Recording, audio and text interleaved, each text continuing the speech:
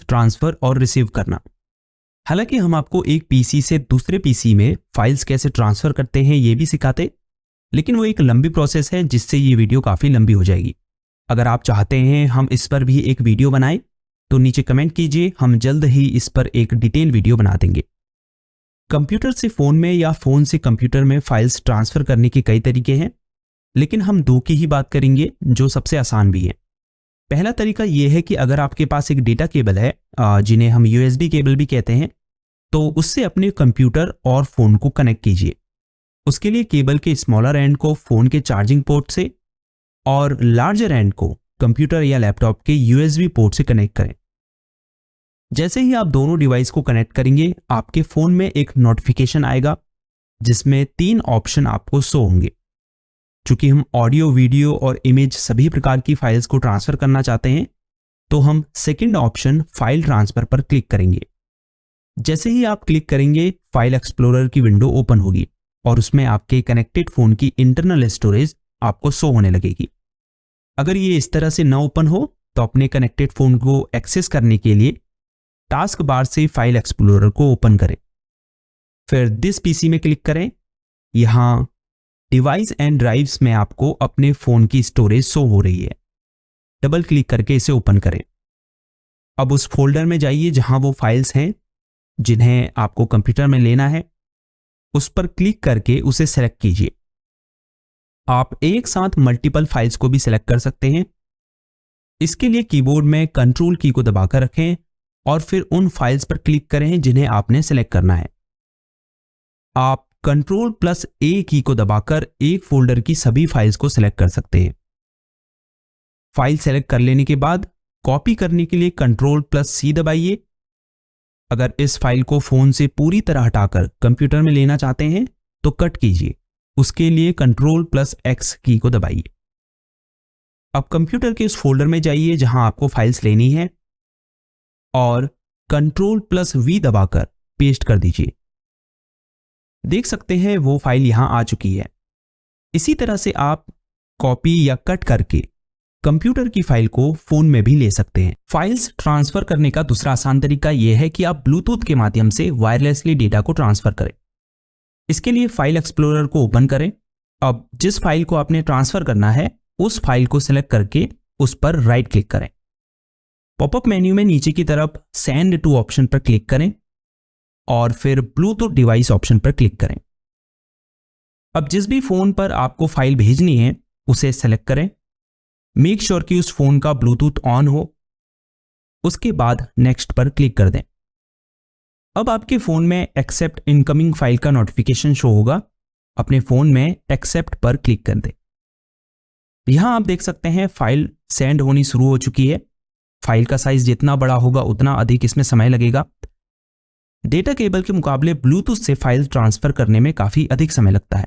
तो अगर आपके पास एक डेटा केबल है तो प्रेफर करें कि आप उसका उपयोग करके ही फाइल्स शेयर करें। अगर आपको कंप्यूटर में ब्लूटूथ से फाइल्स रिसीव करनी है तो इसके लिए स्टार्ट बटन पर क्लिक करें, फिर सेटिंग्स पर क्लिक करें। अब डिवाइसेस ऑप्शन पर क्लिक करें। अब ब्लूटूथ एंड अदर डिवाइसेस में आपको राइट साइड पर रिलेटेड सेटिंग के नीचे सेंड और रिसीव फाइल्स वाया ब्लूटूथ का ऑप्शन दिख रहा होगा, इस पर क्लिक करें। अब रिसीव फाइल्स के ऑप्शन पर क्लिक करें। इससे पहले मेक श्योर कि आपके कंप्यूटर का ब्लूटूथ ऑन हो। उसके बाद फोन से उस फाइल को सेंड करें जैसे आप नॉर्मली ब्लूटूथ से सेंड करते हैं। जैसे ही फाइल भेजेंगे कुछ सेकंड में ही आपको यहां फाइल रिसीव होती नजर आएगी। अब यहां आपको रिसीव फाइल को सेव करना है। अगर आप कैंसिल पर क्लिक कर देंगे तो ये फाइल आपके कंप्यूटर में सेव ही नहीं होगी, इसीलिए कैंसिल पर क्लिक ना करें। इस बॉक्स में वो लोकेशन शो हो रही है जहां ये फाइल सेव होगी। आप अगर इसे किसी दूसरी लोकेशन पर सेव करना चाहते हैं तो ब्राउज ऑप्शन पर क्लिक करके उस फोल्डर को सिलेक्ट कर सकते हैं जहां आपको फाइल सेव करनी है। अंत में फिनिश पर क्लिक करें। तो इस तरह से आप कंप्यूटर से फोन में और फोन से कंप्यूटर में फाइल्स ट्रांसफर कर सकते हैं। Welcome to computer class day 8। तो ये रही कंप्यूटर क्लास डे 8 जिसमें हम आपको विंडोज कंट्रोल पैनल की कंप्लीट नॉलेज देंगे। कंट्रोल पैनल आपके विंडोज कंप्यूटर का वह प्रोग्राम है या कह सकते हैं वो कंपोनेंट है जिसकी मदद से आप कंप्यूटर की सिस्टम सेटिंग्स को मॉडिफाई कर सकते हैं या उनमें अपने हिसाब से चेंजेस कर सकते हैं। तो कहने का मतलब है कि कंट्रोल पैनल का यूज करके आप अपने कंप्यूटर की हार्डवेयर और सॉफ्टवेयर सेटिंग्स को एक्सेस कर सकते हैं और उनमें चेंजेस कर सकते हैं। कंट्रोल पैनल को आप कई तरीकों से कंप्यूटर में ओपन कर सकते हैं। सबसे आसान तरीका है नीचे सर्च बार में कंट्रोल पैनल टाइप कीजिए और ओपन पर क्लिक कीजिए। आप रन कमांड की मदद से भी इसे ओपन कर सकते हैं। उसके लिए कीबोर्ड में Windows+R की को दबाइए, फिर यहाँ बॉक्स में टाइप कीजिए कंट्रोल पैनल, फिर एंटर की दबाइए। कंट्रोल पैनल की विंडो हमारी कंप्यूटर स्क्रीन में ओपन हो चुकी है। आप देख सकते हैं यहाँ सेटिंग्स की कई कैटेगरीज हमें दिखाई दे रही है। यहाँ ऊपर राइट साइड में कैटेगरी बटन पर क्लिक करके आप कंट्रोल पैनल सेटिंग्स को लार्ज और स्मॉल आइकन्स में भी देख सकते हैं। ऊपर मौजूद सर्च बार की मदद से आप कंट्रोल पैनल में किसी स्पेसिफिक विंडो सेटिंग्स को सर्च भी कर सकते हैं। जैसे मैं टाइप करता हूं डेट एंड टाइम, तो आप देख सकते हैं हमारे सामने सेटिंग्स आ चुकी है। अब मैं इस पर क्लिक करके कंप्यूटर में डेट एंड टाइम चेंज कर सकता हूं। वैसे कंप्यूटर में किसी सेटिंग्स को आप तभी एक्सेस या चेंज कर सकते हैं जब आपको उसकी जरूरत होती है। तो बिल्कुल जरूरी नहीं है कि आपको इन सभी सेटिंग्स के बारे में डिटेल में पता होना चाहिए। कंप्यूटर में ढेरों सेटिंग्स होती हैं और हर किसी के बारे में जानना संभव नहीं है। मेरा काम आपको कंट्रोल पैनल के साथ फेमिलियर करना है ताकि जब इसकी जरूरत पड़े तो आपको इसे यूज करने में कोई परेशानी ना हो। तो सेटिंग्स की फर्स्ट कैटेगरी है सिस्टम एंड सिक्योरिटी। इस पर क्लिक करने पर आपको सिस्टम और सिक्योरिटी से रिलेटेड सेटिंग्स की सब कैटेगरीज यहाँ दिखाई देंगी। जैसे सिक्योरिटी एंड मेंटेनेंस से रिलेटेड सेटिंग्स है, यानी इस पर क्लिक करके आप कंप्यूटर सिक्योरिटी से रिलेटेड सेटिंग्स को देख और उनमें चेंजेस कर सकते हैं। ऑटोमेटिक मेंटेनेंस स्टार्ट कर सकते हैं, यूजर अकाउंट कंट्रोल सेटिंग्स को चेंज कर सकते हैं इत्यादि। तो कुल मिलाकर जो कॉमन प्रॉब्लम्स होती हैं सिक्योरिटी और मेंटेनेंस से रिलेटेड, उन्हें आप यहाँ डिटेक्ट कर सकते हैं और रिजॉल्व कर सकते हैं। इसके अलावा अपने सिस्टम की स्पेसिफिकेशंस को चेक कर सकते हैं, बैटरी सेटिंग्स चेंज कर सकते हैं, फाइल हिस्ट्री का यूज करके कंप्यूटर डेटा का बैकअप ले सकते हैं। इसके अलावा भी कई अन्य सेटिंग्स हैं, लेकिन ये उतनी कॉमन नहीं है तो हम इन्हें अभी छोड़ देंगे। वापस चलते हैं पीछे। दूसरी कैटेगरी है नेटवर्क एंड इंटरनेट। यहाँ से आप नेटवर्क स्टेटस चेक कर सकते हैं, यानी अगर आप किसी वाईफाई नेटवर्क से कनेक्टेड होंगे तो आप यहाँ से उसका स्टेटस चेक कर पाएंगे, जैसे इंटरनेट स्पीड क्या है, सिग्नल क्वालिटी क्या है इत्यादि। एक न्यू कनेक्शन भी सेट कर सकते हैं यहाँ से, और नेटवर्क कनेक्टिविटी से रिलेटेड जितनी भी प्रॉब्लम्स होती है उन्हें ट्रबल शूट कर सकते हैं। तो कुल मिलाकर यहाँ से आप नेटवर्क और इंटरनेट से रिलेटेड सेटिंग्स को चेंज कर सकते हैं। उसके बाद हार्डवेयर एंड साउंड है, जिसमें आप क्लिक करेंगे तो आपको इस सेटिंग्स की और भी सब कैटेगरीज देखने को मिलेगी। For example devices and printers में आपको वो हार्डवेयर डिवाइसेस और प्रिंटर्स देखने को मिलेंगे जो आपके कंप्यूटर ने आज तक डिटेक्ट किए हैं।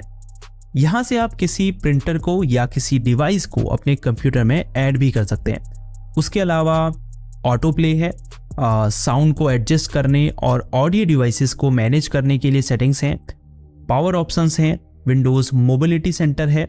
तो कुल मिलाकर हार्डवेयर एंड साउंड से रिलेटेड जितनी भी सेटिंग्स होती हैं उन्हें आप यहाँ से मॉडिफाई कर सकते हैं। उसके बाद है प्रोग्राम्स, जहाँ से आप कंप्यूटर में मौजूद प्रोग्राम्स और फीचर्स को देख सकते हैं और यहाँ से उन्हें अनइंस्टॉल भी कर सकते हैं। इसके अलावा डिफ़ॉल्ट प्रोग्राम्स की सेटिंग्स को भी यहाँ से चेंज कर सकते हैं। फॉर एग्जांपल अगर आपने वेब को एक्सेस करने के लिए डिफ़ॉल्ट प्रोग्राम्स गूगल क्रोम को सेट किया है तो आप यहाँ से उसे चेंज कर सकते हैं। उसके बाद है यूज़र अकाउंट्स। इस सेटिंग से आप अपने कंप्यूटर में यूज़र अकाउंट्स को मैनेज कर सकते हैं। यूज़र अकाउंट्स का मतलब है आपकी आइडेंटिटी, जिससे आपने कंप्यूटर में लॉगिन किया है। जैसे सोशल मीडिया को यूज़ करने के लिए आपको अकाउंट्स बनाना पड़ता है, उसी तरह कंप्यूटर को यूज़ करने के लिए भी आपको एक यूज़र अकाउंट बनाना पड़ता है। तो यहाँ से आप किसी यूज़र अकाउंट्स का पासवर्ड चेंज कर सकते हैं या फिर एक न्यू यूज़र अकाउंट क्रिएट कर सकते हैं, यूज़र अकाउंट को रिमूव कर सकते हैं आदि। उसके बाद अपीयरेंस एंड पर्सनलाइजेशन है, जिससे आप अपने डेस्कटॉप का लुक बेसिकली चेंज कर सकते हैं। जैसे नीचे टास्क बार को कस्टमाइज कर सकते हैं। ईज ऑफ एक्सेस सेंटर की मदद से अपने कंप्यूटर को यूज़ करना ईजी बना सकते हैं। जैसे स्क्रीन रीडर का यूज़ कर सकते हैं, नरेटर को टर्न ऑन कर सकते हैं, ये फीचर उसके लिए हेल्पफुल हो सकता है जिस व्यक्ति का विजन लो है। उसके अलावा फाइल एक्सप्लोरर कैसे यूज़ करेंगे उसकी सेटिंग्स में चेंजेस कर सकते हैं। जैसे फाइल एक्सप्लोरर में कोई फाइल डबल क्लिक में ओपन होनी चाहिए या सिंगल क्लिक में, ये आप यहाँ से सेट कर सकते हैं। इसके अलावा फॉन्ट सेटिंग्स में भी बदलाव कर सकते हैं। उसके बाद है क्लॉक एंड रीजन, जहाँ से आप डेट एंड टाइम और रीजन सेट कर सकते हैं। उसके बाद है ईज ऑफ एक्सेस, जिसके बारे में हम ऑलरेडी बात कर ही चुके हैं। Hi students, welcome to computer class day 9 computer training course series की इस